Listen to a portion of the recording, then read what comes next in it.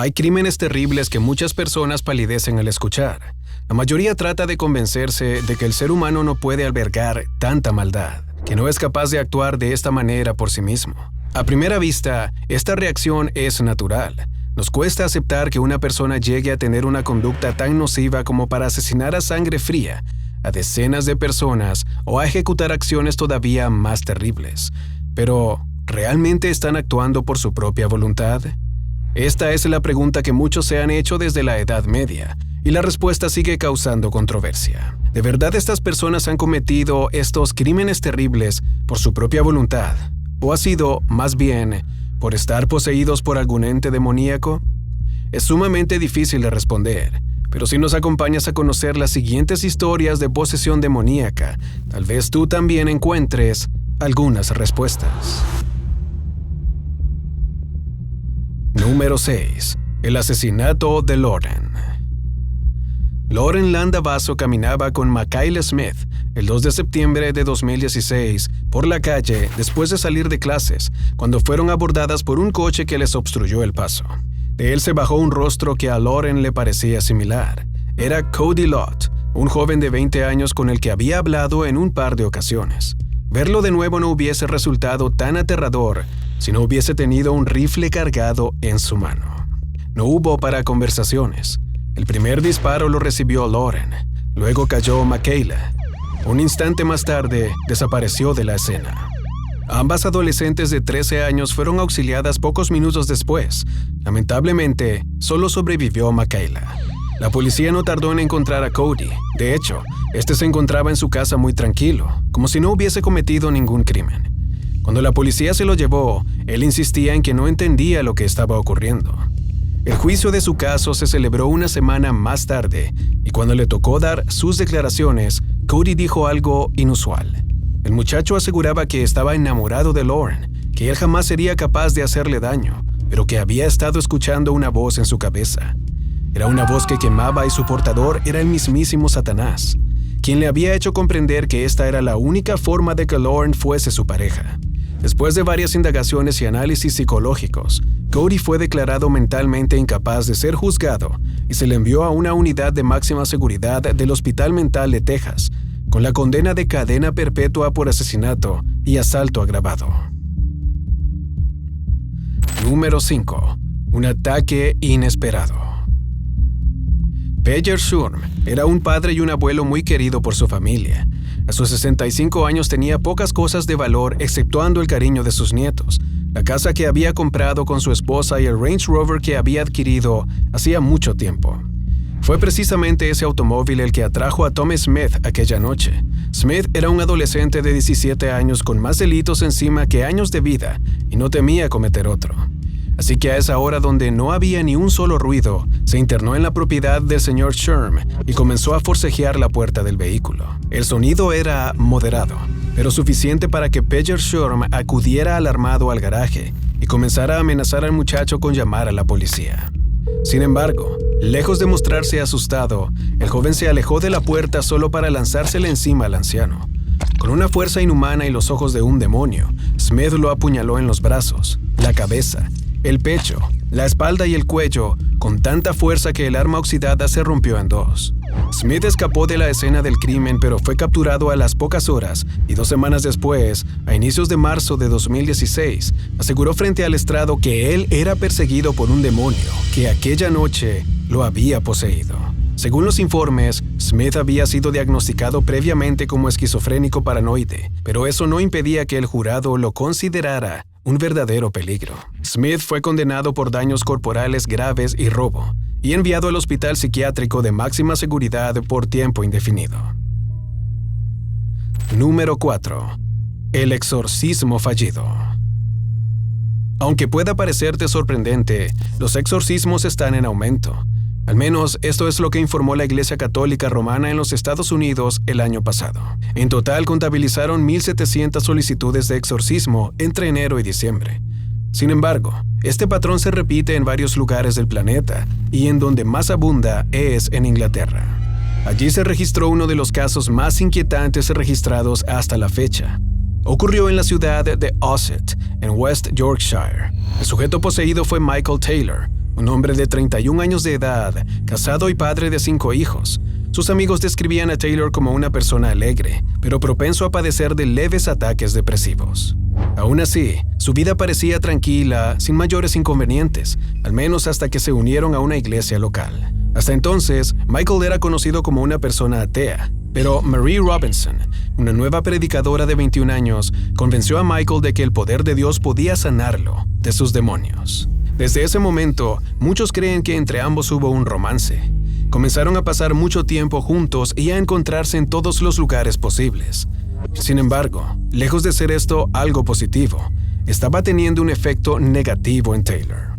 Por lo general, se irritaba con facilidad, se ponía de mal humor y tenía cambios bruscos de conducta. Pero lo peor ocurrió cuando fueron descubiertos en un motel, ambos desnudos, en pleno coito. De inmediato, Taylor responsabilizó a una presencia maligna de su interior y solicitó someterse a un exorcismo. El rito se celebró una noche de octubre y, según los propios vicarios anglicanos, le expulsaron cerca de 40 demonios, pero no era suficiente. Ellos intuían que todavía faltaba trabajo, pero dejaron ir a Taylor a su casa con la promesa de que regresara para otra sesión. A la mañana siguiente, la policía encontró a Michael Taylor riéndose escalofriantemente y cubierto de la sangre de su esposa, la cual había asesinado con sus propias manos. Número 3. El interrogatorio del asesino. Jason Dalton era un conductor de Uber en el 2016, pero aquel 20 de febrero, el hombre de 48 años cometió uno de los tiroteos más espeluznantes registrados en los últimos 5 años. Dalton disparó con un arma de alto calibre a Mary Lou y a Joe Nie, también a Dorothy Brown, Barbara Hawthorne, Richard Smith y a su hijo Tyler, además de la adolescente Abigail Cuff y la señora Tina Caruthers. Todo ello mientras recogía a los pasajeros que le indicaba la aplicación del Uber. Horas más tarde, luego de ser capturado por la policía, Dalton fue interrogado, pero sus respuestas fueron desconcertantes. El taxista aseguraba que desde hacía más de 3 meses algo no iba bien con él. Sentía como si no fuese él mismo. Algo se estaba apoderando de su mente cuando miraba la aplicación del Uber. Solo veía el símbolo de la estrella de Oriente y una cabeza de diablo con cuernos que aparecía esporádicamente cada vez que iniciaba su jornada laboral. Aquello sorprendió a los investigadores. Dalton aseguraba que había sido poseído por un demonio y que él jamás habría actuado de esa forma. Sin embargo, Dalton fue condenado el 5 de febrero de 2019 a cadena perpetua. Se declaró culpable, pero no mostró remordimientos, tampoco una razón excepcional, tampoco un intento de ataque terrorista. Solo quedó la afirmación acerca de una extraña posesión demoníaca. Número 2. Asesinos caníbales. En Rusia, las personas no parecen tenerle miedo a nada, pero durante el agosto de 2008, en las afueras de la ciudad de Yaroslavl, ocurrió algo que enmudeció a la sociedad por varios meses. En el bosque del sendero que conecta con la ciudad, una patrulla de policía encontró el cadáver de 4 adolescentes completamente mutilados. Ninguno había sido robado, pues contaban con sus pertenencias en los bolsillos de sus pantalones. Tampoco había una razón de peso para muertes tan crueles. Luego de estudiar los antecedentes de los jóvenes, todos contaban con un historial limpio. Los 4 eran estudiantes y jamás habían registrado algún problema con la ley. La investigación avanzó por varias semanas hasta que las autoridades dieron con los responsables.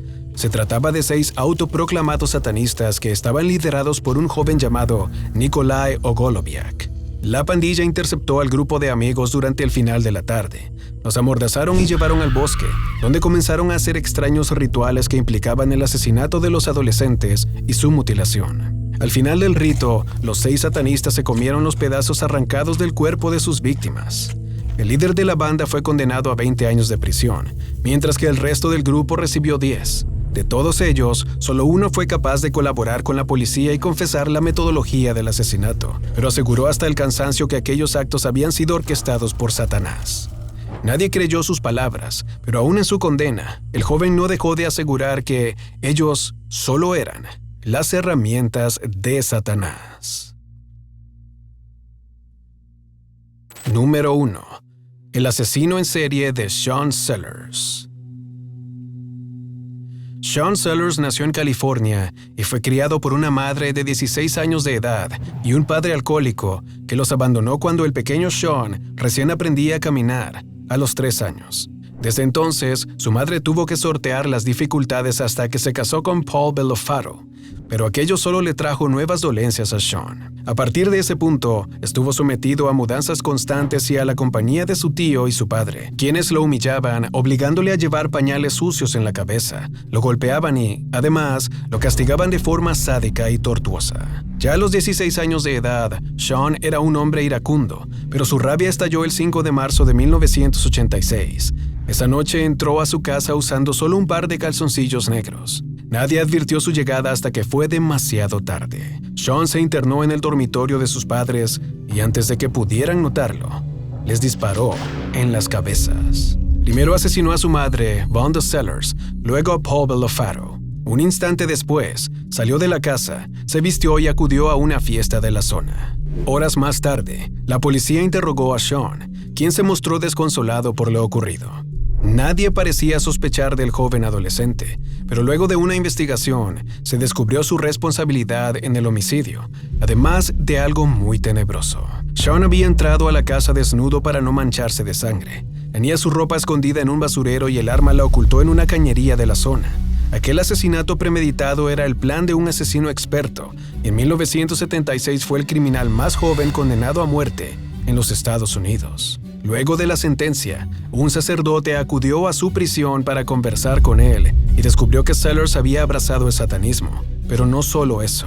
Sean aseguraba que desde joven había sido poseído en múltiples ocasiones por el demonio. También esta presencia demoníaca lo había obligado a hacerse heridas corporales y a beberse su propia sangre. Él aseguraba que no podía resistirse a sus exigencias y por eso, aquella noche asesinó a sus padres sin mostrar resistencia.